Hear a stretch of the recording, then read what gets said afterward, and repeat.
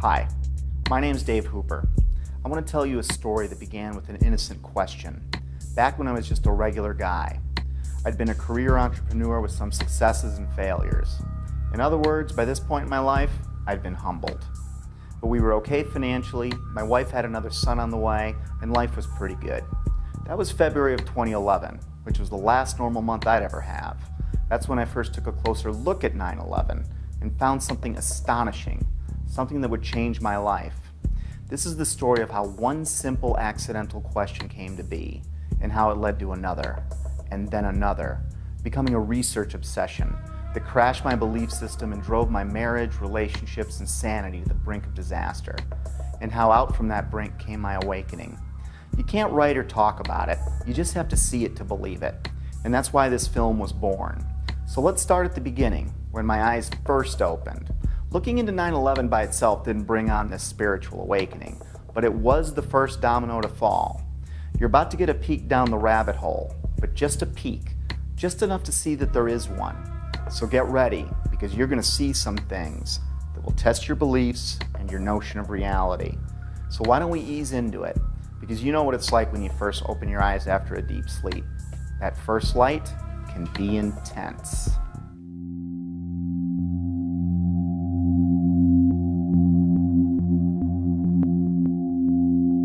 My awakening began with a simple question. It occurred as I watched a familiar clip of President Bush on the morning of 9/11. I didn't realize it then, but this question was about to change my life.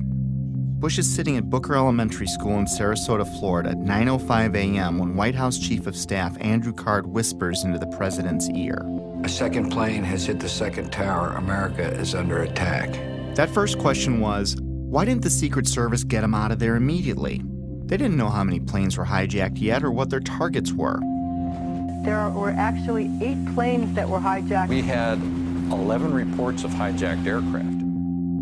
There were thousands of planes still flying. As many as a dozen planes were reported hijacked at one point. And it was no secret the president was there. The school visit had been made public on September 7th, 4 days prior to 9/11. How could anyone be so sure hijackers weren't already on the way? Yet there he lingered, even after 2 more flights were confirmed hijacked, Flight 77 and Flight 93, the Pentagon and Shanksville planes respectively. Somewhere I saw a story claiming the president's camp didn't want to scare the kids at the school, and that's why he stayed, which I found hard to believe. Well-trained professionals are going to risk the balance of power in the world to spare the feelings of a few kids who routinely practice fire drills anyway? Well, I guess the answer was yes, because Bush stayed until 9:34 a.m., a full 29 minutes after it was known we were under attack. Think about that. That would have been 29 grueling minutes for everyone, especially those assigned to protect the president, wondering if some hijackers gotten ambitious, maybe changed their plans in the last few days after the school visit was made public. I guess someone high up in the president's camp must have known or thought they were safe. I mean, what else could it be? But how could anyone have known that? It had me thinking, but it wasn't a huge deal. I was more intrigued by the type of people I came across who also had similar questions about 9/11. These weren't conspiracy theorists as I pictured them. These were people in government, aviation, civil defense, architecture, science, engineering, and the military. I decided to look further. I still had no idea the impact this would have on my life. I started by refamiliarizing myself with the incident, or I should say set of incidents. Of course, we all remember the second tower being hit, but I didn't put much thought into the other parts of that day. And soon after looking, I was reminded that there were several incredible events on 9/11. I put almost no thought into the particulars of that day for 10 years. But that was about to change. In chronological order, the official version goes like this. 4 planes were hijacked by 19 mostly Saudi Arabian terrorists who then flew or attempted to fly those planes into 4 U.S. buildings: World Trade Center 1, World Trade Center 2, the Pentagon, and the U.S. Capitol. 3 of them were successful. American Airlines Flight 11 hit the first tower, the North Tower, at 8:46 a.m. United Airlines Flight 175 hit the South Tower at 9:03 a.m. American Airlines Flight 77 hit the Pentagon at 9:37 a.m. At 9:59, the South Tower collapsed after burning for less than an hour. At 10:07 a.m., United Flight 93 crashed in a field in Shanksville, Pennsylvania. Then at 10:28 a.m., the North Tower collapsed. And I barely remembered that a third building at the World Trade Center, Building 7, collapsed at 5:20 p.m. to close out the day. The National Institute of Standards and Technology, more commonly known as NIST, backed up the official government version that intense fires weakened the steel and caused all 3 buildings to fail, including Building 7, which oddly enough was not hit by an airplane, nor was it exposed to jet fuel, which is what I thought melted the towers to get that progressive collapse started. And you had that intense heat probably weakened the structure as well. As I looked for answers, I found Shyam Sunder of NIST stating, "The buildings were not brought down by explosives. Until then, I didn't know explosives were even in the conversation. And like hearing a child claim innocence before a question is even posed, it had my eyebrow raised." World Trade Center 7 collapsed because of fires fueled by office furnishings. It did not collapse from explosives or from fuel oil fires. While researching the official government story, I saw a news flash that the 9/11 families wanted an investigation of World Trade Center 7. I was a bit surprised. Why would they be questioning the official story?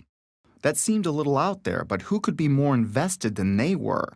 So I listened to what they had to say. Our perception of what happened on September 11th is very different from the general public's perception, I'd say, for the most part. I believe that the public is still uninformed about most of the issues that are surrounding them. I just don't think the public at all knows. They want to believe.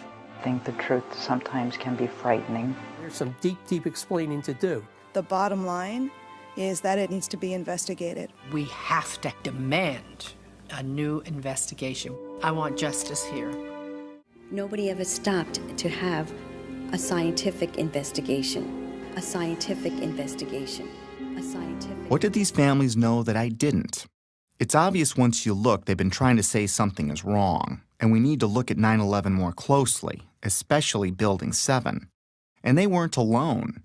I found an endless sea of organizations, rallies, websites, books, and films about that day, but I never really heard about any of them on the evening news. The families and many others were pointing to World Trade Center Building 7, the last one to collapse. I wanted to research what was so special about Building 7. We were only a few days away from launching my new business when I shared with Betsy that I didn't think there was any harm in pushing it back a bit so I could look into Building 7 for myself. This news, combined with the controversial nature of what I was looking into, was met with less than enthusiastic support by my wife, even though she tried to hide it. It was understandable. Remember, our baby was due in a few months, and I was suggesting changes, but they weren't too big and she was okay with it, so I moved forward. And that's how it began. I didn't know it then, but I set us on a course that would lead our marriage to the brink of disaster. But that hadn't happened yet, so let's pick this back up at Building 7. Here's some basic facts. World Trade Center 7, which was located in downtown New York City, is sometimes called the Salomon Brothers Building, but is most commonly referred to as Building 7. With construction beginning in 1984, it benefited from many modern advancements in building technology. It was a 47-story, steel-framed, fireproof skyscraper standing 550 feet tall. It was 300 feet from the nearest tower, the North Tower, or about a football field away. Even though it was one of the largest buildings in Manhattan, it looked small next to the Twin Towers. In September of 2001, Building 7 would have been the tallest building in 33 states. It collapsed at 5:20 p.m. the afternoon of September 11th. Even though Building 7 was not hit by an airplane, The official explanation for all 3 buildings that collapsed was that intense fires weakened the steel, resulting in total symmetrical building failure. The official story goes on to state that in Building 7, column 79 gave out first, starting a progressive failure of the remaining columns, which allowed the building to fall almost as fast as a bowling ball would into its own footprint. If a building that size accidentally collapsed on any other day, it would have been as famous as the Titanic sinking. Yet according to a 2006 Zogby poll, 43% of Americans never even heard of Building 7. Building 7 housed the CIA's largest station outside of Washington, D.C. It also contained the Secret Service's biggest field office. The IRS, Department of Defense, and the SEC also occupied entire floors. The mayor's emergency management bunker was located in the building, but ironically, it wasn't used that day. The rest of the tenants were primarily banks such as Solomon Smith Barney, which occupied the top 17 floors. Many government and SEC documents for cases primarily against Wall Street banks, but also including WorldCom and Enron, were destroyed, crippling the investigation into thousands of cases. At this point, I didn't think anything was too far out of place. I'd come across a few strange things, but I wasn't thinking conspiracy or anything like that. I did, however, find it a little odd that falling debris could set off a chain of events, ultimately turning Building 7 into a pile of rubble. However, I really didn't understand the physics involved, at least not yet. But I didn't need to understand physics to find it pretty strange that the whole building would crash through itself. I've played with Legos. Tip over? Maybe.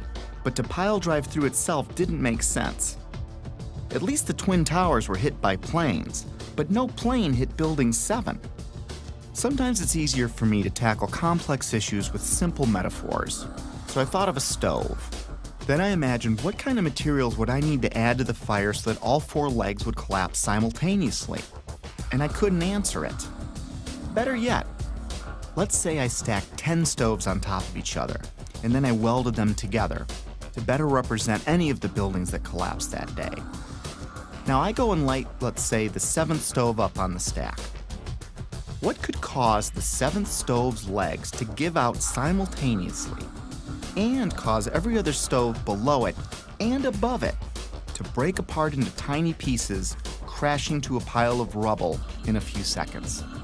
And how could that happen 3 times in a row? After breaking it down, I felt a little pit in my stomach for the first time, but I assured myself that I must be missing something. With that said, it was time to take a crash course in high-rise fires. It seems that high-rise fires are more common than I thought. I found hundreds of them. According to a 2011 report by the National Fire Protection Association, there are an average of 110 fires each year in buildings over 13 stories tall. According to the report, between 2005 and 2009, there were 550 high-rise fires. Of course, there are many more all throughout history, but let's talk about some of the more startling ones. Sao Paulo, Brazil, the Joelma building, 1974. Sparked by an electrical fire, the residential building burned twice as long as the Twin Towers, yet it stood. The underlying structure wasn't even weakened. In fact, it's still in use today. The MGM Grand, which is now Bally's in Las Vegas, Nevada, caught fire in 1980, killing 85 people. It's had a few facelifts and ownership changes, but the structure underneath was never compromised. It's still in use today. Los Angeles, California, 1988. What was then called the First Interstate Bank building burned for 3.5 hours. No structural failure at all. In fact, an insurance company moved in, and today it's known as the Aon Center. In 2004, the Parque Central building in Caracas, Venezuela, the country's tallest building, burned for 17 hours. The facade was repaired, and it is in use today. Philadelphia, Pennsylvania, One Meridian Plaza, 1991, burned for 18 hours. It stood. Beijing, China, the Mandarin Oriental Hotel, burned for 6 hours in 2009. It stood. Chechny's tallest building burned for 7 hours in April 2013. It stood. Dubai, Moscow, Zurich, and on and on. I was starting to see a trend. Fires don't melt steel or cause buildings to collapse. The World Trade Center has itself burned many times with no structural failure or weakening. Some significant dates include February 13, 1975, when the 9th to the 14th floors burned for 3 hours. No damage or weakening of the structure was recorded. The fire began in an electrical wiring closet on the 11th floor. Some fire department officials and building officials here say that there's no chance the World Trade Center could become a type of towering inferno. And in 1993, it survived a bomb detonated in a highly vulnerable area with no structural damage caused by the fires that resulted from the explosion. There was, of course, damage from the bomb, which had to be repaired, but through it all, the towers have always stood. Sometimes buildings do collapse because of structural failure, but it's usually a design problem or earthquake damage or a controlled demolition. Buildings don't come down because of fire, but when they do collapse, they tend to tip over and stay connected. After reviewing hundreds of fires, I could find only 3 occurrences of fire bringing down a steel-framed high-rise in all of history, and all 3 were on 9/11. High-rise buildings simply do not collapse due to fire. Collapse of World Trade Center 7 was primarily due to fire. But there's a problem. Office and open-air jet fuel fires cannot melt steel. A lot of things in these kind of buildings have to be fire resistant by nature. It's required by code. So there really isn't a whole lot of fuel in there to begin with. The National Institute of Standards and Technology said that the maximum air temperatures was about 1,800 degrees or 1,000 degrees colder than what's needed to melt steel. And it takes a blast furnace with air blowing with blowers to try to get steel to melt. So if you have a flame at 750 degrees, you can hold that flame under a steel beam forever, and you'll never reach a high enough temperature to bend steel, let alone melt it. This would have us to believe that these was a typical office fire, scattered office fires, if you will, that brought this building down. Since the mid-60s, I've tried to follow high-rise fires, and I'm not aware of any high-rise building that have come down as a result of fires. And seeing black smoke come out the windows, that means that the fires were oxygen starved. Kerosene would have burned off very quickly.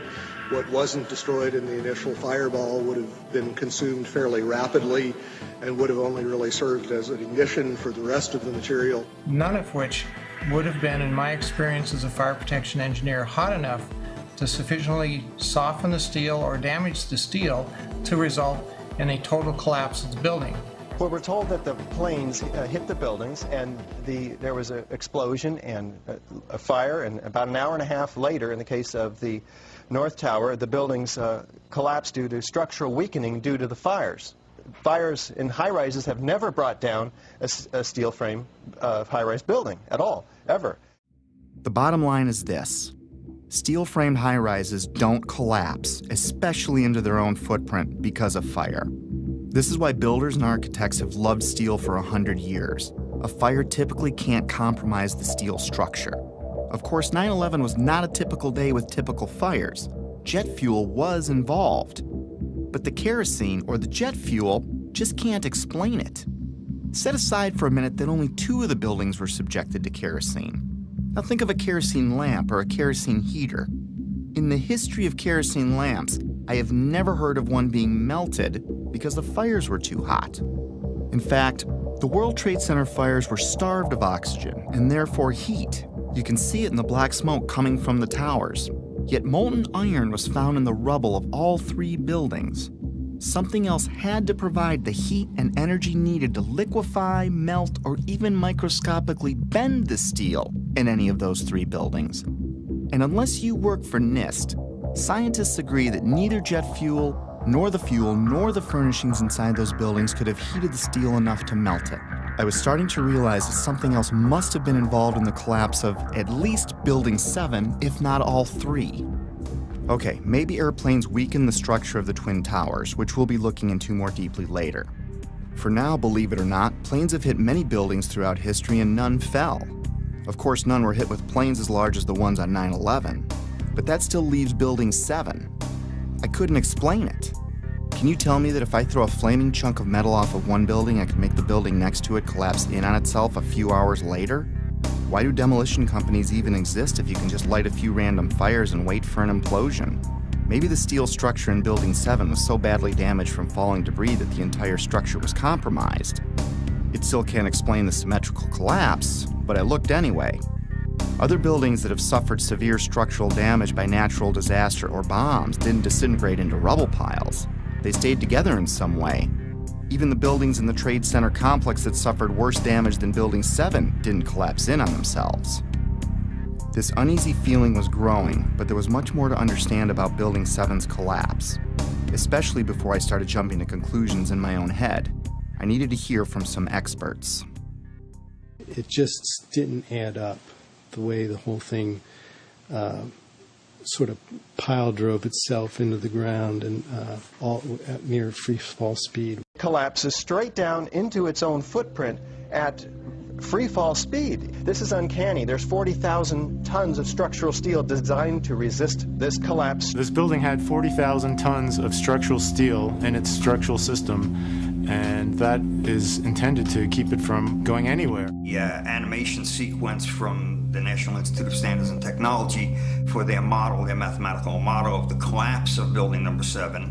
And they have the inside members that one column gave way, which they claim resulted in the collapse of all the surrounding members, and then this precipitated a global collapse. This would just not be physically possible for a gravitational collapse. According to NIST, the failure occurred at column 79 on level 12.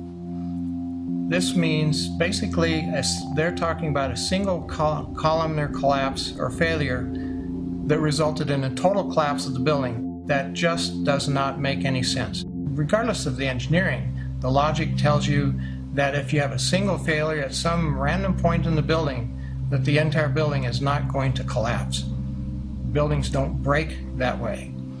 The story that just a few columns can cause a synchronized global collapse, an implosion, is, well, that's just nonsense. The exterior columns on the outside as well as on the inside at the bottom would have to be severed almost at the same time. The building would want to topple over. It would want to bend over that weakened area and topple over sideways. What we saw the structures came straight down upon itself.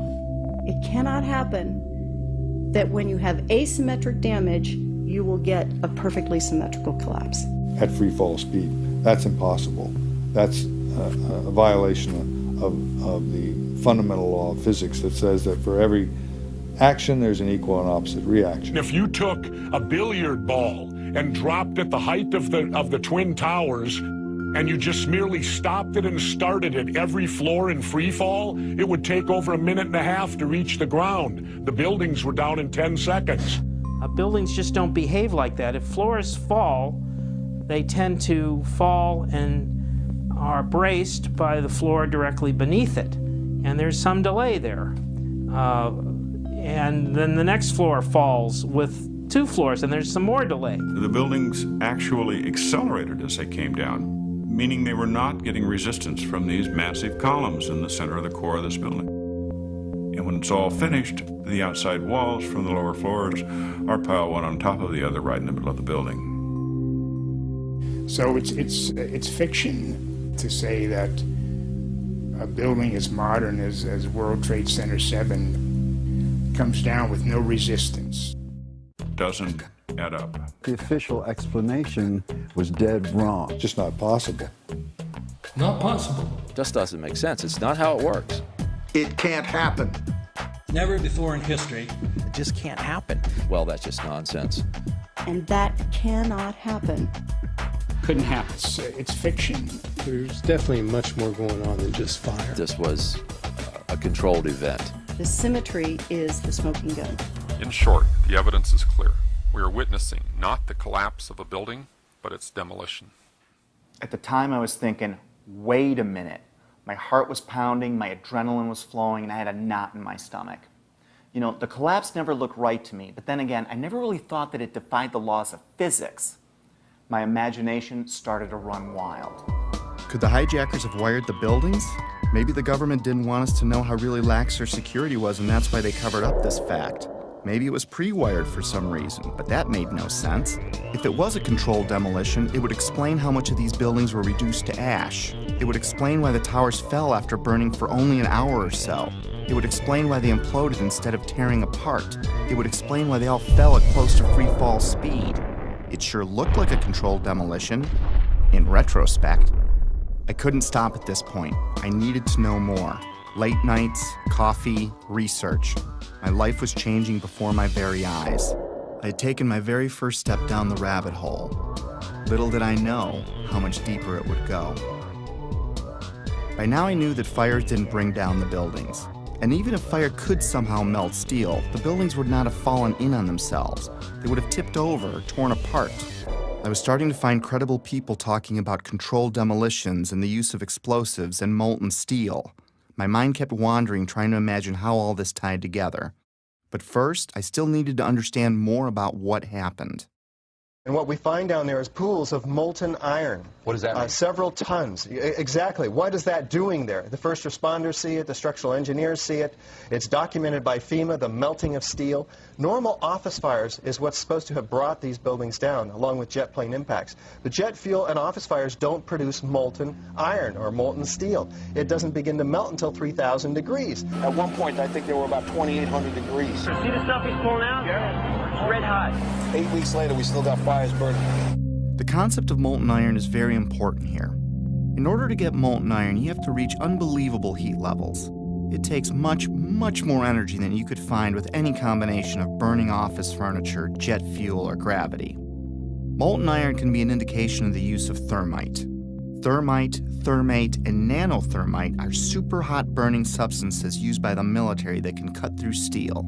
It can supply its own oxygen so it can burn underwater. It would explain how fires burned at ground zero for 3 months even after the area was flooded. So thermite would also explain potentially the fact that the fires could not be put out at ground zero. The fires lasted for quite a while. The fires were finally put out on December 13, 2001, just over 3 months after 9/11, making it the longest burning building fire in recorded history. They burned underwater for much of that time. These fires were a big question mark. But first, it was time to take a closer look at NIST. They are the scientific agency backing the official version of events as most Americans know them. I was hoping they would curb my growing anxiety.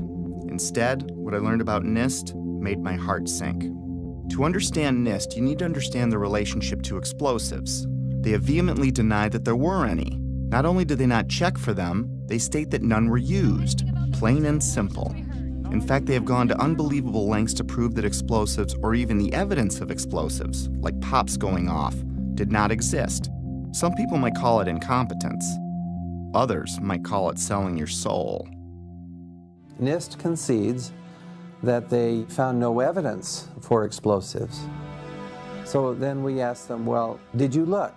And they said, no, we did not look for explosives or residues of explosives. So the preconceived notion of NIST is that there's no evidence for explosives, and so there's no point in looking.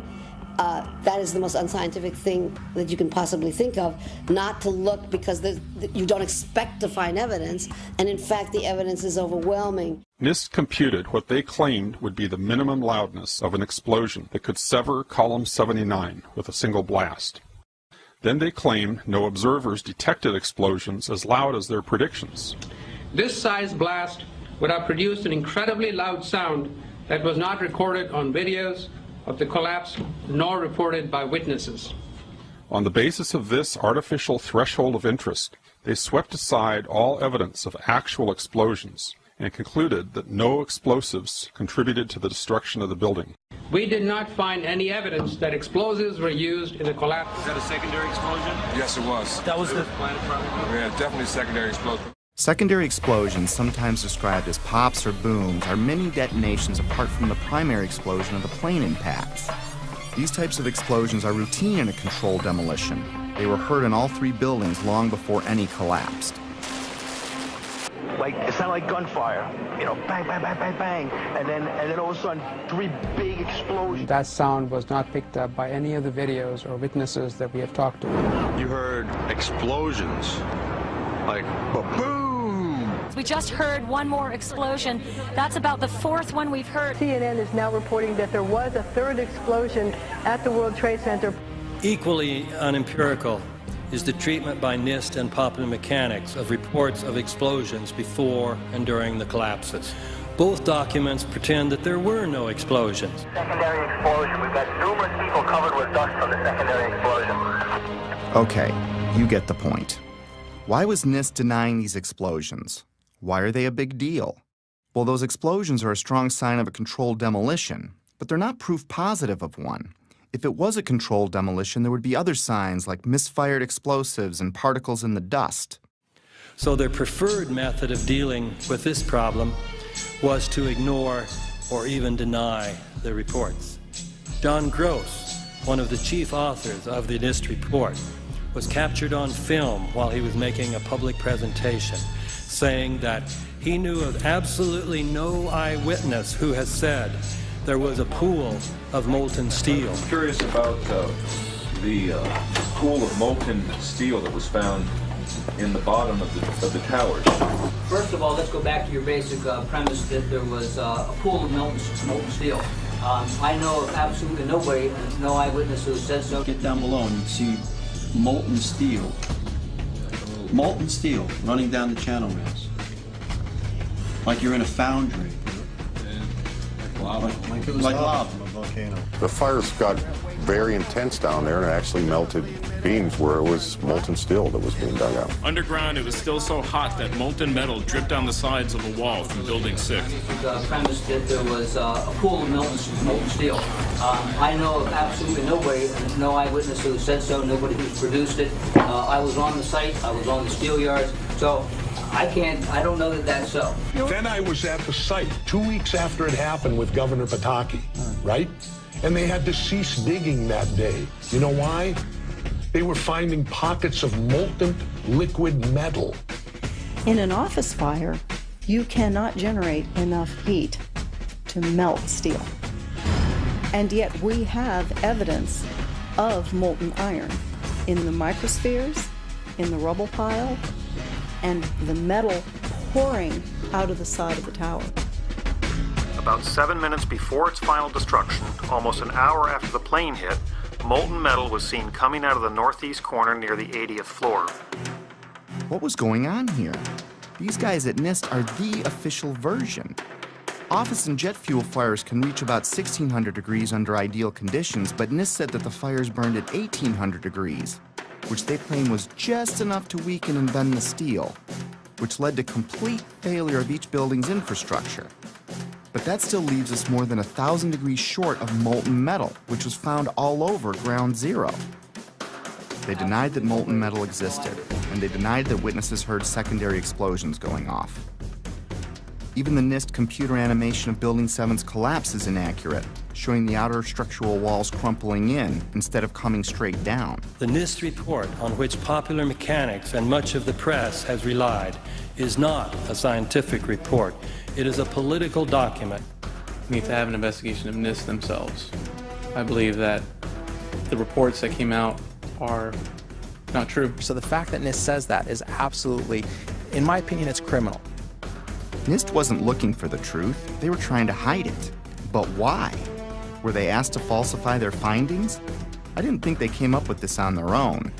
When I see John Gross fidget and blush as he states there was no molten metal, I see a man that is doing what many of us do when we don't tell the truth. It's basic human nature. My feelings at the time were like the moment you catch your significant other in a lie. Maybe there's an explanation, but your heart is racing until you get some answers. And if something like that's ever happened to you, you may understand needing to know more, but not wanting to know more, if that makes sense. Was there more evidence of a controlled demolitions besides explosions? And where did the molten metal come from? I needed more before I could get my head around this. I took a deeper look into all the buildings, the airplane strikes, and the possibility of planted explosives. Mostly, I was looking for something to explain away this growing pile of problems. I was looking for answers that could reduce my growing anxiety.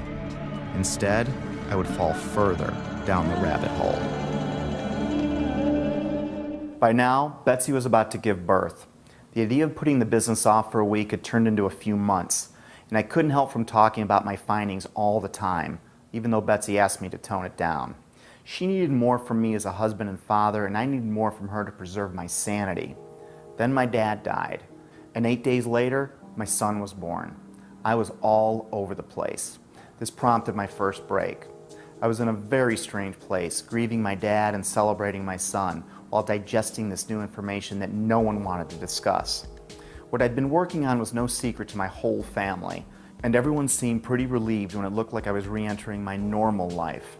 I was enjoying the family and starting to talk about business again, which made Betsy happy. And I wasn't talking about 9/11 anymore, which made Betsy even happier. But just when things were getting back to normal, I started getting a feeling, an urge to get back into it. It kept growing and I couldn't explain why I had it. I tried to ignore it, but I couldn't. And like an addict that fell off the wagon, I was back at it like I'd never left. I still wasn't certain what brought down Building 7, but I was pretty sure it wasn't fire. And it certainly wasn't an airplane since it wasn't hit by one. Maybe a look at the Twin Towers could shed some light on this. Most skyscrapers are built on steel or concrete frames, which is a grid of columns and beams that goes all the way through the building. The World Trade Center was different. It was what engineers call a tube structure.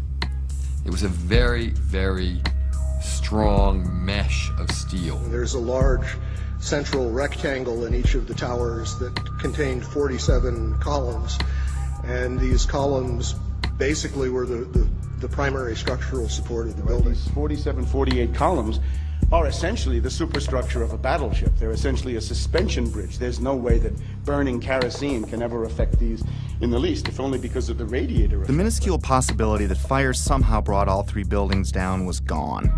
My only hope was that airplanes could have destabilized the buildings somehow.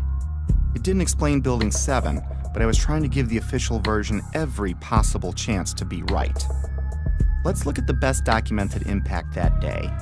At 9:03 a.m., United Flight 175 hit the South Tower. The majority of the jet fuel burned off in the initial explosion, but maybe there was an explanation for the collapse in the plane impacts themselves. The first interview I came across was of Frank DeMartini, the construction manager of the World Trade Center. The building was designed to have a fully loaded 707 crash into it. That was the largest plane at the time.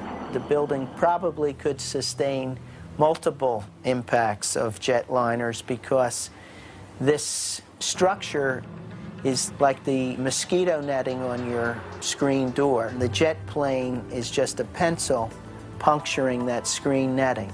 It really does nothing to the screen netting. But the largest aircraft flying today, at least commercially, the 747, fully loaded, is on the order of 300 tons. So if you think about a 300-ton element crashing into a building that's been designed to carry 13,000 tons, you can see that an aircraft crashing into the World Trade Center would probably not do anything. We designed the buildings to take the impact of the Boeing 707 hitting the building at any location. But the plane had already hit. And what I noticed was the lights were still on in the lobby. That led me to believe that the plane never got to the core columns because the feeds for all these transformers feeding all the light and power in the towers were adjacent to the core columns. Those aircraft and those fires could not cause those buildings to come down in that way. The idea that airplanes could have destabilized the buildings never made much sense to me. The Twin Towers were like a solid iron rod coming out of the ground, supported by another steel building surrounding it. Let's use another metaphor to clarify what I mean. Let's assume a stop sign is like one of the towers. The post is the core and the thin shield of the sign is the Trade Center's outer mesh. If you shot a bullet through the stop sign, the bullet would go through the outer shell and the inner steel core that holds it up. Is the structure weakened after the event? Is it possible for the sign to implode in on itself, partially turning to dust? Does it matter if it was a flaming bullet that exploded on impact? Could the sign ever collapse in on itself? The plane impact still can't explain the near free fall speed of all three collapses, but I had to look. So if it wasn't fire and it wasn't airplanes, then it wasn't natural. Maybe I needed to look for things that can make something like this happen. And holding off on the who and the why, for now, one step at a time. And it's my expert opinion. As a demolition expert, I was trained by the best the U.S. government has. I served 3 years on Underwater Demolition Team 12. 2 years I was attached to SEAL Team 1. And when I look at the buildings and how they fall and the way they fell, they couldn't have come down without being assisted in some manner. The only way that a building can accelerate as it collapses is by having pre-engineered, precisely timed, and precisely placed explosives. In other words, controlled demolition. The collapse of the building was caused by controlled demolition. In fact, the evidence shows very strongly that there were explosives used in the way the buildings came down. We started running floor by floor instead of popping out. It was like if they had detonated. Yeah, detonated. They were planned to take down a building. Boom, boom, boom, boom, boom, boom, boom. All the way down. Explosives are used to demolish buildings like this in just seconds. Okay, so it's a controlled demolition. What's the problem with that? Let's just think about this. Controlled demolitions cannot be engineered and rigged in a day. It takes months. And therefore, this event must have been planned in advance. Controlled demolition is used to bring unwanted buildings neatly down into their own footprint. It's part science and part art. Through the placement and synchronization of many different types of explosives, demolition companies can control how and when any building falls. Some are brought down or pulled in a plain Jane fashion, and others as a pyrotechnic show for an active audience. There are many more, but let's look at 8 typical signs of controlled demolition. We've already covered a few of them. We know the buildings fell at near freefall speed and the collapses were symmetrical. Anyone can see that with the naked eye. We already established people heard explosions, but it was confusing to me. And of course you're going to hear loud noises as a building collapses. This needed further investigation. By now I was only going to trust my own eyes when it came to researching 9/11. I think it's too important an event to let someone else tell you what to believe about it. But I'm getting ahead of myself. There are 118 documented testimonies of explosions heard from firemen and other first responders alone, which took a court order to be released, and that doesn't include the maintenance employees or regular tower workers. After analyzing locations and timestamps, I broke explosions into 3 categories. Impact synchronized booms were explosions seemingly timed with the plane strikes in the seconds before and after the collisions. Pre-collapse pops were explosions heard all over the buildings from the time of the first plane impact until Building 7 fell. The final booms and crackle are the main body of explosives, which are detonated over the span of a few seconds, leading up to and through the collapse. It seems that explosives went off in different parts of the Trade Center when each plane hit. William Rodriguez, a 20-year maintenance employee of the Trade Center who was decorated for saving many people that day, was in the building when the first plane hit. Let's hear what he and a few others had to say about a subterranean explosion coinciding with the first plane hit. It was a huge explosion that came from under my feet, meaning that it came from the sub-levels between B2 and B3. And then there was a huge explosion at the top of the building.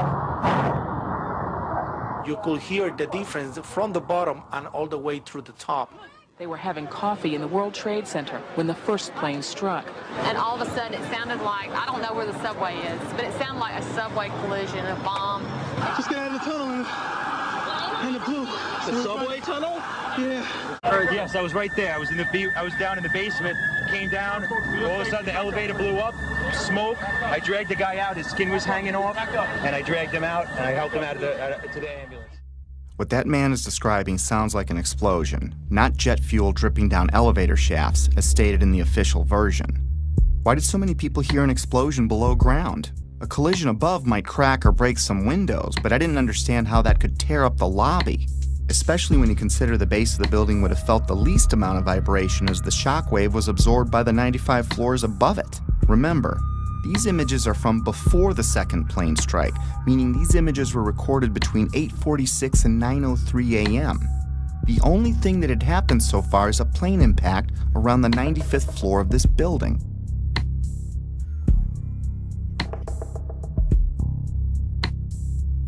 Right away, a guy from the Port Authority told him the damage was somewhere above the 78th floor. But all you had to do was look around. It was obvious. Something had happened right there in the lobby. FDNY fireman John Schrader, whose engine company 10 is across the street from the Trade Center complex, arrived at the first tower hit, the North Tower, within 10 minutes of the impact. We came down, it looked like a bomb went off in the lobby. You know, it wasn't from the jet fuel. No way. The ladies that are with me were in the World Trade Center in the first building and escaped through the lobby, where they report they believe there was a bomb in the lobby. The bomb hit the lobby first, and a couple of seconds in the first plane hit. I mean, I know of people that got killed in the basement. I know of people that got broken legs in the basement. People that got reconstructive surgery because the walls hit them in the face. At the time, I was actually in the subway heading towards the World Trade Center right around Franklin Street. And after the first explosion, the subway station started to fill with smoke. The subway cars started to fill with smoke, and the subways actually stopped. With so many people talking about the explosions at street level, it would make sense that early reports had the FBI and others looking into bombs at the base of the buildings.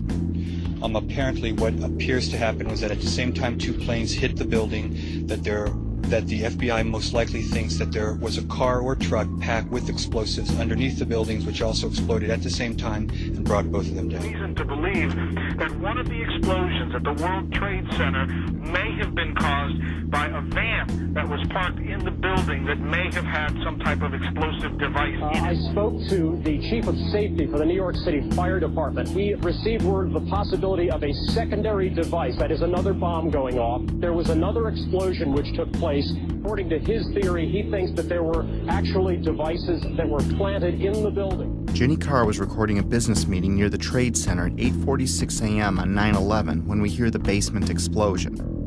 9 seconds later, we can hear the first plane hitting the North Tower.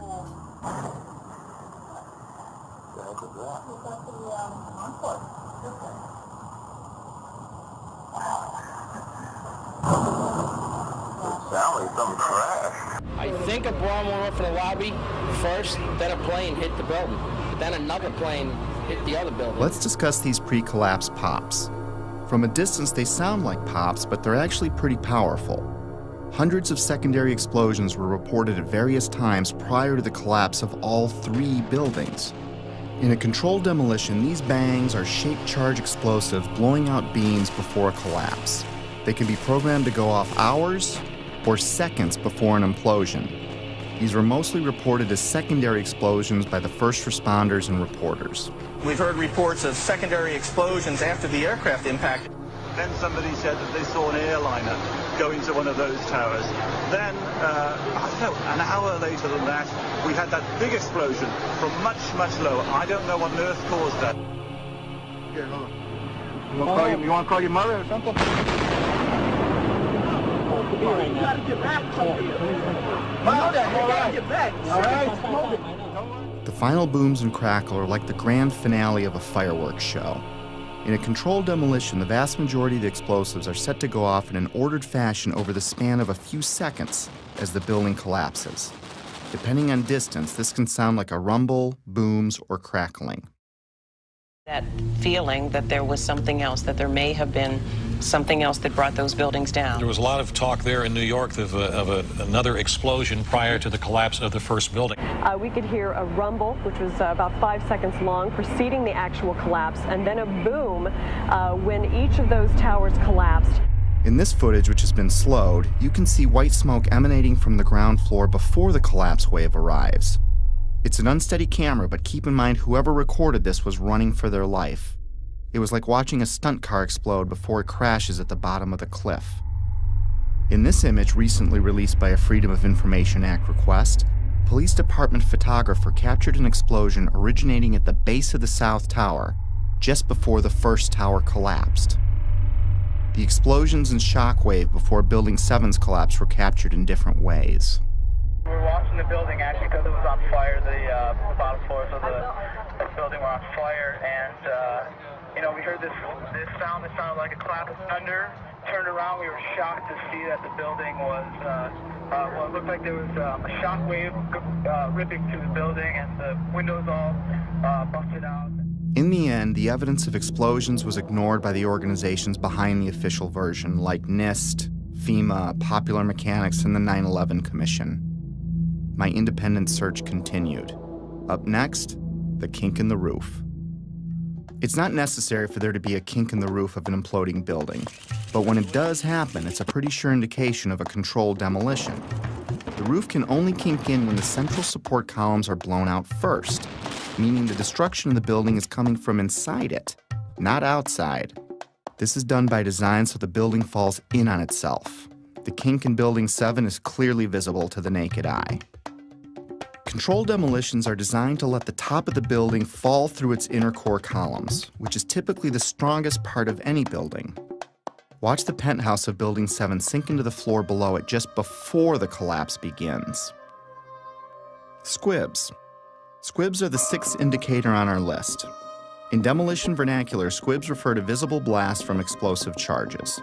Often they are visible through mistiming or malfunction in some way. Usually they are hidden in the debris cloud.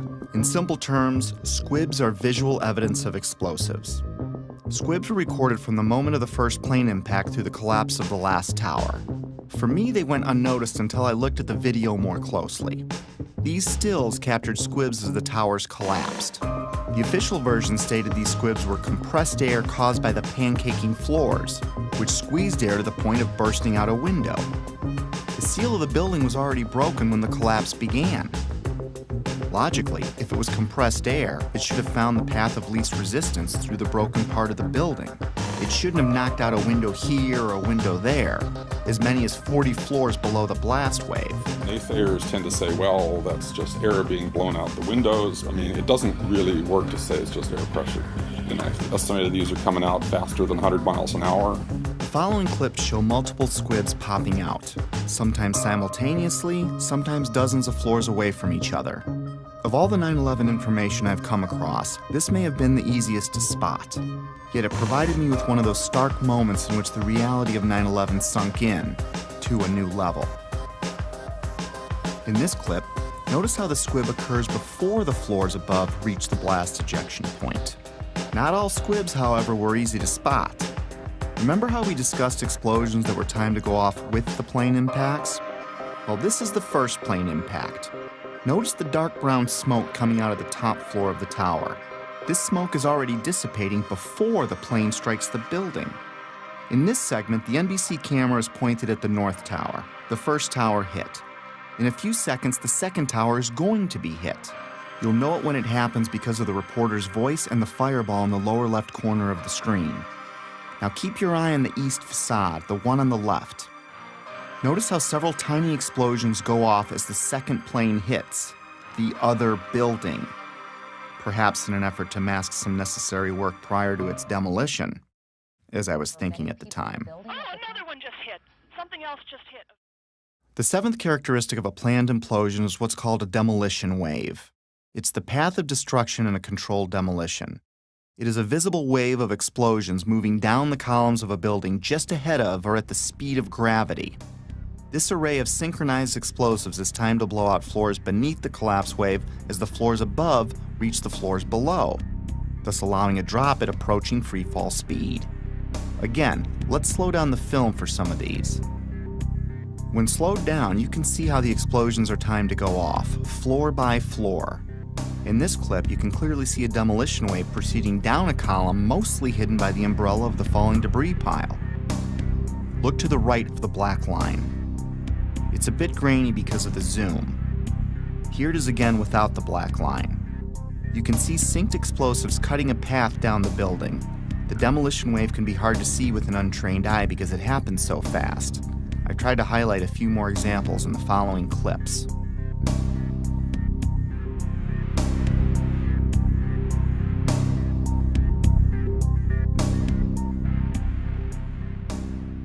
Often buildings being demolished will have a mesh around them to keep projectiles from shooting away.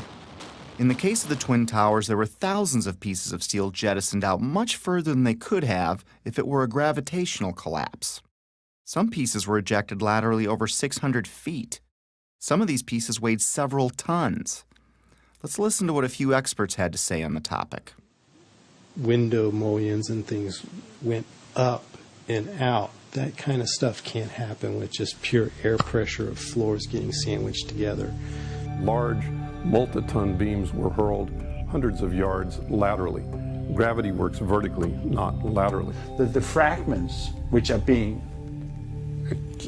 which is coming out of the tower, obviously being kicked out by an explosive action. And here it is trailing white smoke the whole time.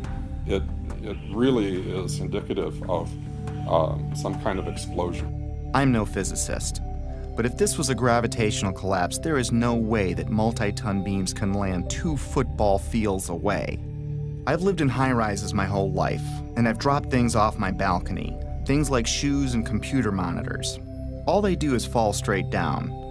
Even aerodynamic items like plates never ended up across the street. In some of these clips, you can see projectiles actually propelled upward, forming an arc. If this were a gravitational collapse, pieces could not be shot upward. And consider the pieces we see. The small pieces weigh a few pounds and the biggest pieces weigh several tons. In this clip, a multi-ton steel box column had so much lateral force that it pierced the building across the street. To give you an idea of its size, here you can see a construction worker standing at the base of the box column being installed.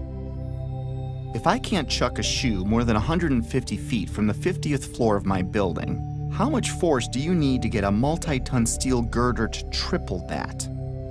I could pretty much rule out a gravitational or progressive collapse with the physical dynamics I'd seen with my own eyes. And I found it ironic that the only part left standing was the base of the building.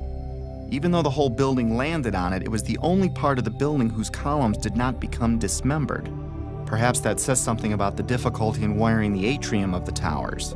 And maybe these columns at the base did what the rest of the building should have done, and that is stay together in some way. Just a personal observation I'd made at the time. Of course I've been wondering how the hijackers wired the buildings. It was the only thing that still made any sense, even if barely. But I stopped wondering how the hijackers did it when I learned what was found in the Ground Zero dust. Even though the cleanup and removal of the Ground Zero evidence began within hours of the attacks, not all of it was removed. Many different dust samples were analyzed by scientists all over the world, and what they concluded put the final nail in the coffin of the official story for me. We touched on thermite earlier, but we're going to look into it more deeply for reasons you'll soon understand. Thermite is a chemical mixture, usually of metal oxide and aluminum powder, with several variations. It's often used in fireworks, underwater welding, and military weapons. It can also be used to cut steel beams. When thermite is detonated, it leaves traces of itself in the debris, like perfectly round microscopic spheres of iron, and unexploded thermite itself, both of which were found in the Ground Zero dust. The fact that explosive residue was found in the dust didn't surprise me, at least not by now. I already knew in my heart it was a controlled demolition. What rocked me was the type of thermite found. You see, it was a special type of thermite called nanothermite, and it meant that the odds that the hijackers could have done this dropped to near zero. My belief system kept taking more hits, which we'll discuss in a bit. For now, though, let's have the experts walk us through the basics. In 3 different samples from 3 independent researchers, the R.J. Lee Company, the USGS, and Dr. Stephen Jones's work, all 3 separately found these microspheres. As much as 6% of the World Trade Center dust consisted of tiny, previously molten iron spheres. You cannot get a perfectly round sphere of metal from the building tearing apart. The only way you can get that is by starting with a molten liquid.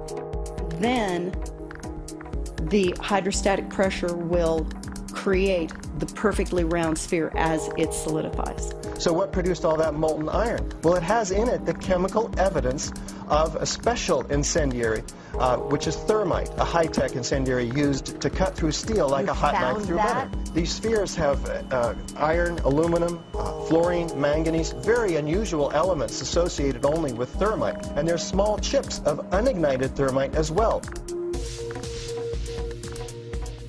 In the dust, we found what we characterize as unreacted thermitic material in the shape of some very tiny red-gray chips.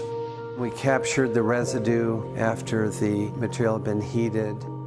The red-gray chips, as we ignite them, produce spheres that have iron and aluminum, just like we see in the dust in abundance. And the composition was very, very similar. And that led to the conclusion of the paper, which was, we've got some form of thermite in these red-gray chips. What I can confirm also is that these chips, the red layer is thermitic. It does produce molten iron. I've heard this argument that somehow perhaps someone seeded these samples with nanothermite. There have been some that have argued that these red-gray chips could be paint of some form. I've also heard the argument that perhaps the falling buildings just generated this nanothermite. Well, no. So it wasn't, the red-gray chips are not the primer paint that was used on the WTC steel. These chips are not naturally occurring. They are not going to form because some materials fall down in a building and touch each other and get compressed together. That's just not what this material is.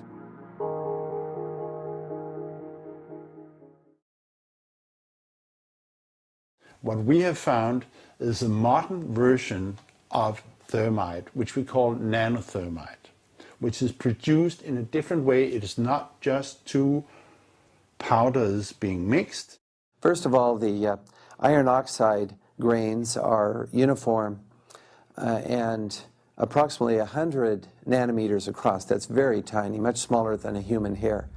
The aluminum occurs in plates that are about 40 nanometers across. I have no idea how to make those. I mean, this is a high-tech material, and it's embedded in a carbon-rich matrix with order. These red-gray materials have very orderly sheets containing aluminum. This is a material that is made up of nano-sized particles that are all very uniform, very symmetrical.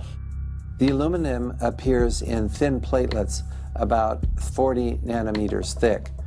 It is the small size of the particles involved in this material that allow us to characterize it as nanothermite. These really are sophisticated materials and probably only developed in a laboratory. This is very high-tech thermite, nanothermite. It's not found in a cave in Afghanistan. It's produced in very sophisticated Defense Department contracting laboratories. We compared our spike that we got with a spike from known nanothermite, which is produced at a military laboratory. Their measured energy released with known nanothermite was less than these red-gray chips. What we are dealing with, I think, in World Trade Center is modern military material which is unknown to the general public. It takes steel and it creates molten steel. So it takes beams of steel and it turns it into molten steel, and it just everything underneath just sinks into the ground like what you saw. And it is a special U.S. military grade weapon. So the military uses it for a number of different applications. Okay? It is a military grade weapon. It's not something you could make ever. I was pretty astonished at how deep this rabbit hole was getting, even though I still had no idea what I was in for. Of course, by now, I had to acknowledge this was a planned demolition, unless I wanted to lie to myself. Maybe you can explain squibs, but how do you explain explosions or the molten steel? And if you explain that, how do you explain the rate of fall or thermite in the dust? I had to face facts. No matter what my heart wanted to believe, these buildings were wired to blow, plain and simple. But it wasn't until understanding how nanothermite is made and who has it that I considered, for the first time, that someone other than the hijackers had to be involved. And as scary as it was to consider, it might even be homegrown. Hundreds of questions kept flooding in. Why would underfunded guys on the other side of the world use something so exotic as nanothermite that could easily be tracked by our intelligence services? Who would sell it or make it for them? Why risk accessing the buildings every day for months? How did Building 7 get detonated at the end of the day? If you have the means and go to the trouble of getting nanothermite and wiring the building, why let the plan rest on using box cutters to overthrow military and combat-trained airline pilots, along with dozens of passengers, as the official version states? Heck, why bother killing yourself in a plane crash at all if it wasn't needed to take the buildings down? I had no idea what I was staring at least not yet, but a few puzzle pieces had been filled in. I knew that the buildings were brought down by controlled demolition, military thermite was used, NIST was being used to sell a lie, and someone wanted us to think that planes had caused this. I kept replaying the event in my head over and over, assimilating each new piece of information as I discovered it. And like a retreating army, my line in the sand about what could have really happened kept moving further and further back, and getting closer to home. But I was on a mission, and I was obsessed to find out the truth. Researching late every night was disrupting my home life again, and my wife still didn't see eye to eye with me about 9/11. Back then, she still believed the official version, but she hadn't seen what I had. For a time, she even thought I was losing it. For a time, I wondered it myself, because I was coming across things I had a hard time believing.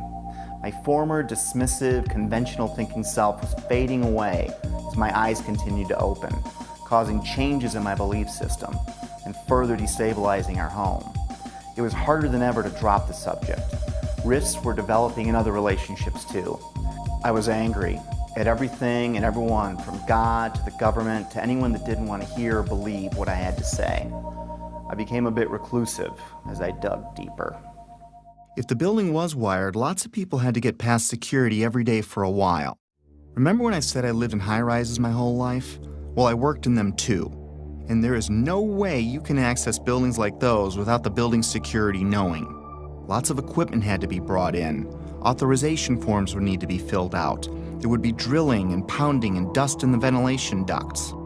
Whoever was coming in would need a plausible reason to be there. They would need access to the elevator shafts. They would be taking incredible risks each day unless they had permission to access the guts of the building. Anybody who's ever watched a building being demolished on purpose knows that if you're going to do this, you have to get at the under infrastructure of a building and bring it down. The columns could have been set up with explosive devices during the off-hour operations of the building by elevator company personnel. It wouldn't be a problem once you gained access to the elevator shafts. How about an elevator modernization, which we know was going on the 9 months prior to 9/11? There are people who noted that the elevators were locked in turn and that there were guards placed at these locked elevators during the modernization. And in the case of a steel frame building, that means we load them with RDX cutting charges, which are loaded with individual delays, sometimes as many as 2 to 3 different delays on a given floor. I was sick to death of the dust which was appearing on the windowsills. It was dirty grey and very, very noticeable in that week leading up to 9/11. There were workers throughout the World Trade Center that had access to the hoistway, which is immediately adjacent to the core columns and beams in the building. The fact that there were visitors, like engineers of some kind, wandering around the floors, carrying toolboxes and cables and so on. We're talking about several tons of nanothermite and ordinary thermite. One would have to have access through security.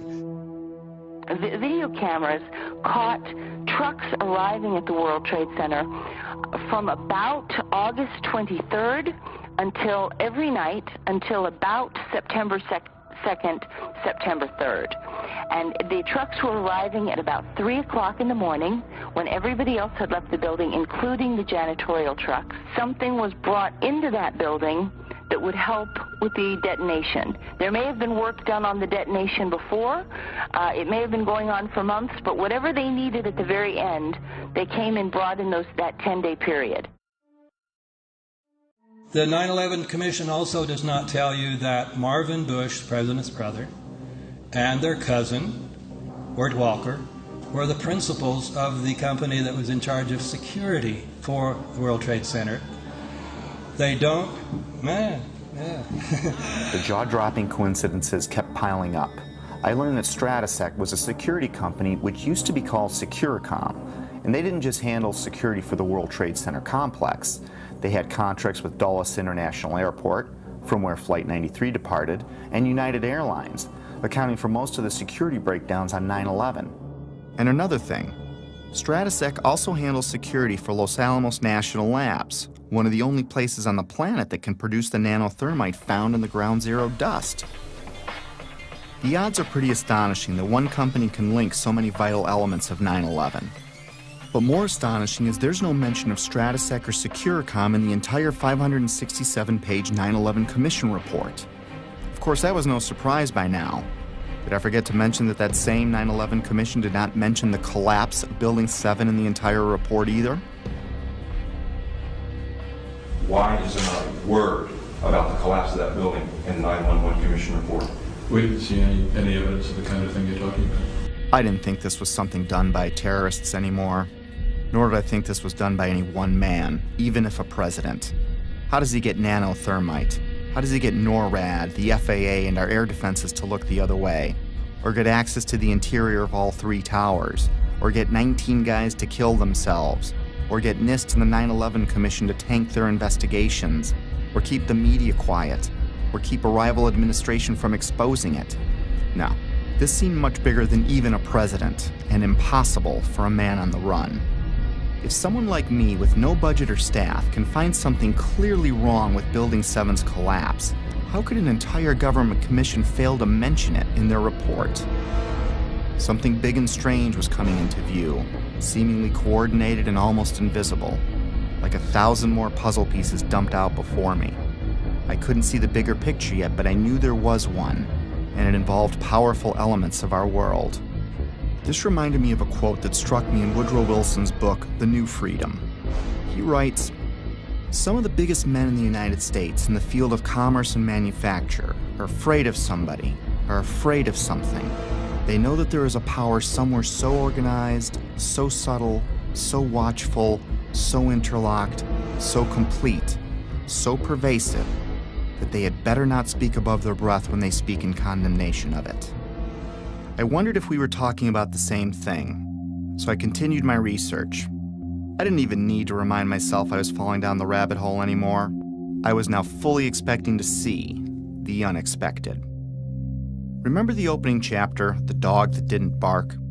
It was a reference to a Sherlock Holmes story called Silver Blaze, in which Holmes deduces the culprit must have known the family dog, because the dog didn't bark while the crime was committed, as he normally would if a stranger were on the property. The same way the Secret Service didn't bark, by staying in the school. The same way real watchdogs like the 9/11 Commission, NIST, and the media didn't bark either. Lots of people, including politicians, the media, and emergency workers on the ground, knew Building 7 was going to come down well ahead of time, as impossible an event as that was. But even then, they said, hey, you know, like, you got to stay behind this line because they're thinking about taking this building down. They're not sure if it's stable or not. So they were holding a line off because they had knowledge that something was going to happen. That by noon or 1 o'clock, they told us we had to move from that triage site up to Pace University, a little further away, because Building 7 was going to come down or being brought down. Did they actually use the word brought down, and who was it that was telling you this? The fire department, and they did use the word, we're going to have to bring it down. Keep your eye on that building. It'll be coming down soon. I didn't hear any creaking, or I didn't hear any indication that it was going to come down. And All of a sudden, the radios exploded, and everybody started screaming, "Get away, get away, get away from it!" And the whole time you're hearing thum, thum, thum, thum, thum. So, I think I know an explosion when I hear it. We are on the phone with New York Fire Department Lieutenant David Restuccio. Can you confirm it was number 7 that just went in? Yes, sir. And you guys knew this was coming all day? We had heard reports that the building was unstable and that it eventually would either come down on its own or it would be taken down. And we were in a building in which we were trapped for about 10-15 minutes, and we set up headquarters at 75 Barclay Street, which was right there with the police commissioner, the fire commissioner, the head of emergency management, and we were operating out of there when we were told that the World Trade Center was going to collapse. The World Trade Center was going to collapse. It was going to collapse. It was going to collapse. But it was the media's pre-knowledge of Building 7's fall that was much more telling. Several news outlets around the world reported the collapse of Building 7 long before it happened. I listened closely to these segments. Considering Building 7 wasn't hit by an airplane and no high-rise has ever collapsed because of fire, how was it that all these different news agencies reported it before it happened? How can anyone report there has been an improbable accident before the accident happens? Now, more on the latest building collapse in New York. You might have heard a few moments ago, I was talking about the Salomon Brothers building collapsing. And indeed it has. Apparently that's only a few hundred yards away from where the World Trade Center towers were. That one of the other buildings, Building 7, in the World Trade Center complex is on fire and has either collapsed or is collapsing. That has structural damage as well. We saw a lot of glass broken out, and a corner of the building appeared to be in distress, and there's concern that there might actually be another collapse of that building. We are getting word from New York right now that another building has collapsed. Is that smoke coming from this third collapse? Okay, that is what we're understanding, which makes sense because it looks like the sun is going down. But I'm hoping that enough people have cleared out of downtown Manhattan so that perhaps it wasn't as full as it might be normally around 5:30 on a Tuesday. That information, of course, take a look at that right-hand side of the screen. It's going down right now. There it is. Yep. It went down. Brown building, the tall one, is number 7 World Trade Center. Heard several reports from several different officers now that that is the building that is going to go down next.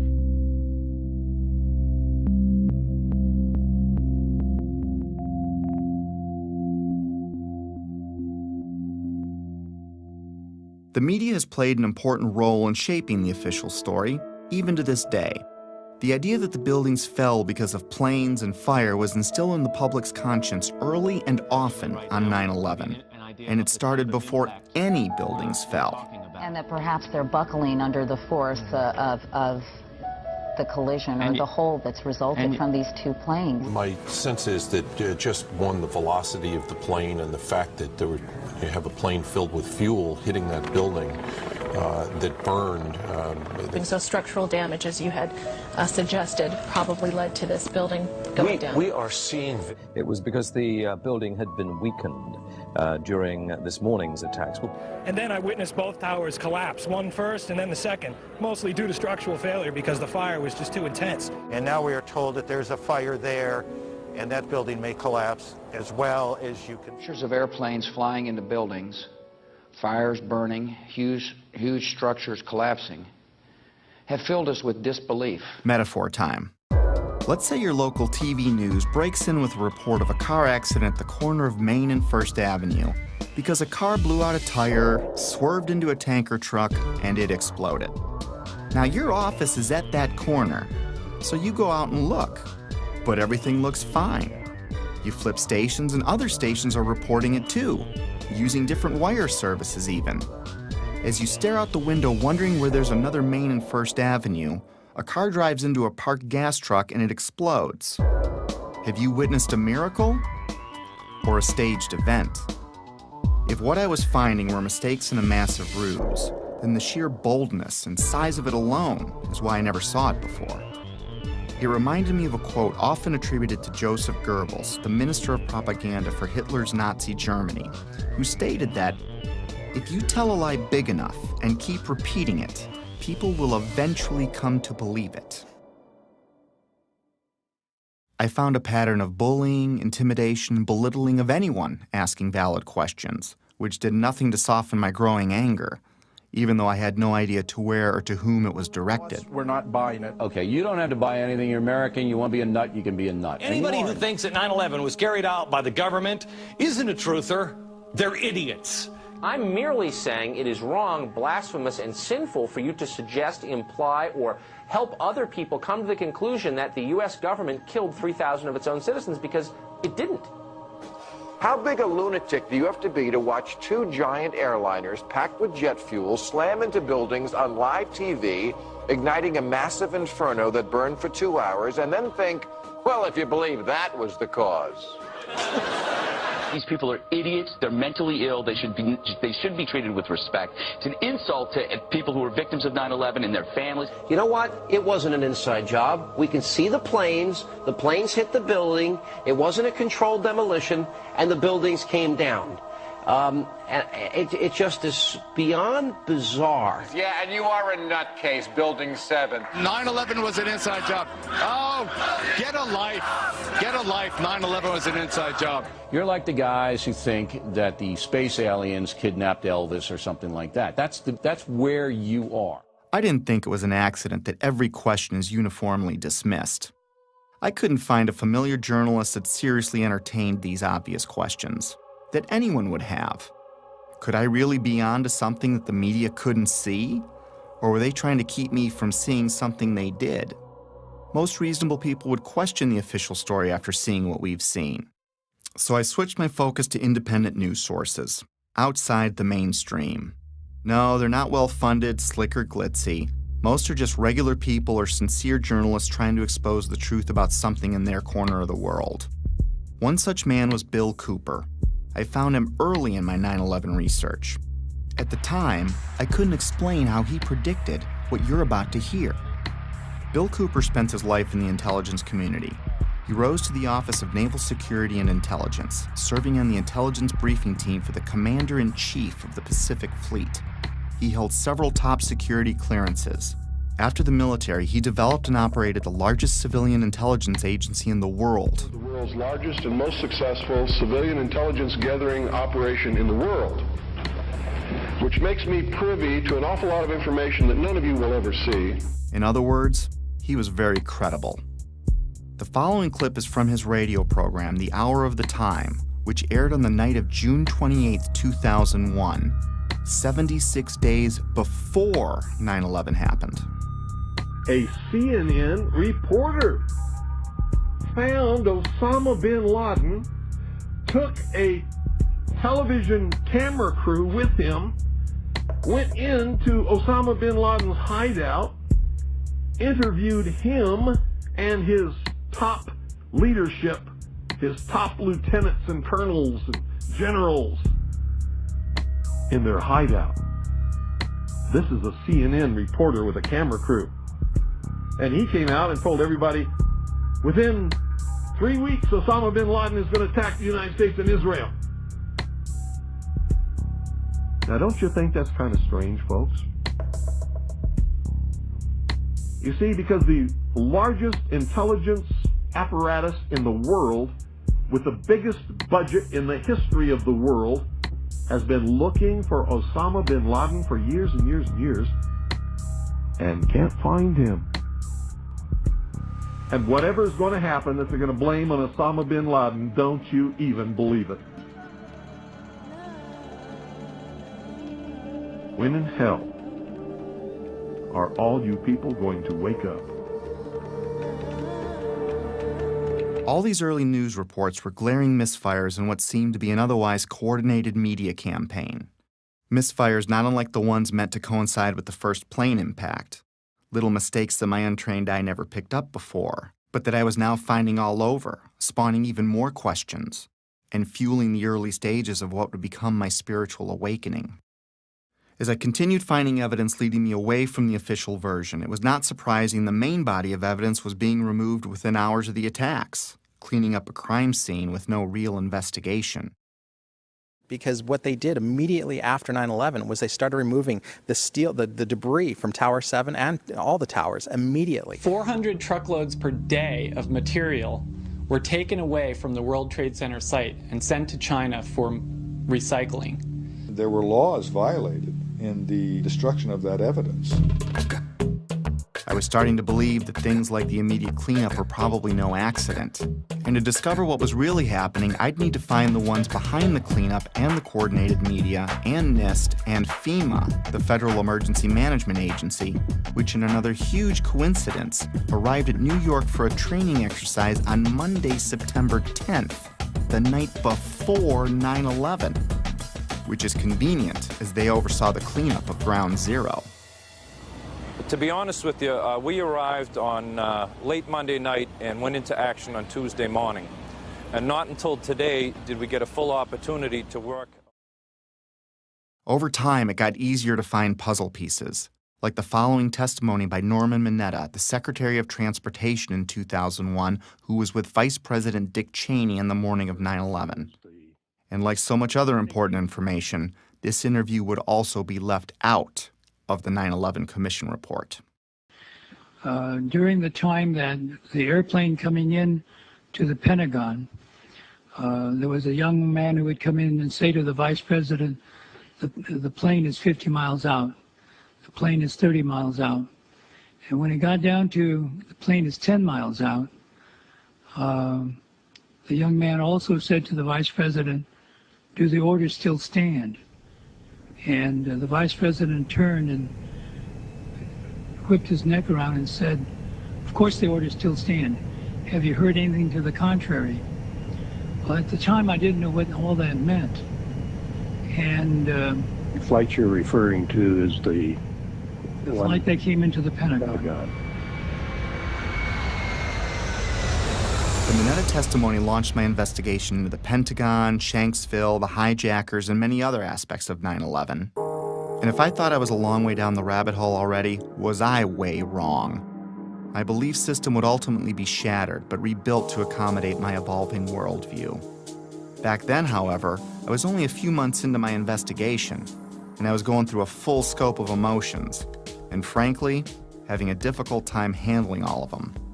Denial, curiosity, fear, disbelief, paranoia, anger, and heartbreak.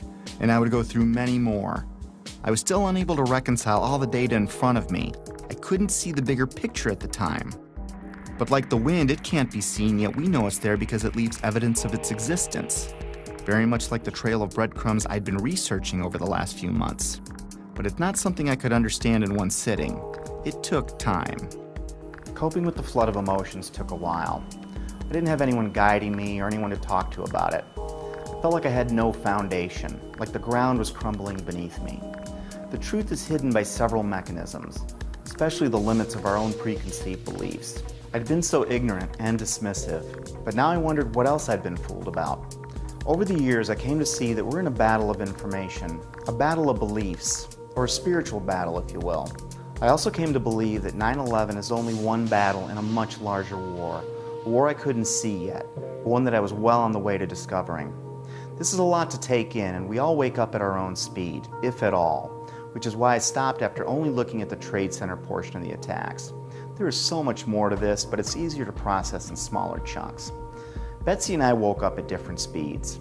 My eyes started opening pretty quickly, but it took Betsy a few years, even though we talked about it all the time. It wasn't until she watched early versions of this movie that she began to believe me. I clearly remember the day in June of 2013 when she came voluntarily and shared her own thoughts about her own 9/11 research, something she'd never done before. And I knew by talking to her that her eyes were finally opening too. It probably saved our marriage. Getting past that stumbling block opened the door for us to reconnect. If there's a pit in your stomach, don't be overwhelmed or scared. Whatever's behind all of this has been there for a long time, and I'm sure you've lived, loved, and laughed in that time. And you still will. The shock will wear off, and what will be left is a much better understanding of how the world works, which makes the bad guys' jobs harder.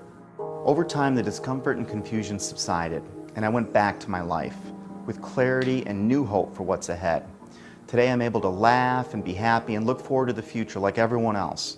I have all that, and I'm more aware of important things happening around me. So if you want to forget everything you've seen, go back to your regular life. Soon you'll forget about all of this. Our defense mechanisms work that way. But if you decide to jump down the rabbit hole, my advice is to seek your own answers, do your own research, and don't let anyone tell you what to believe about anything. Because until you see it for yourself, it'll be hard to ever understand why it's so important to know it exists.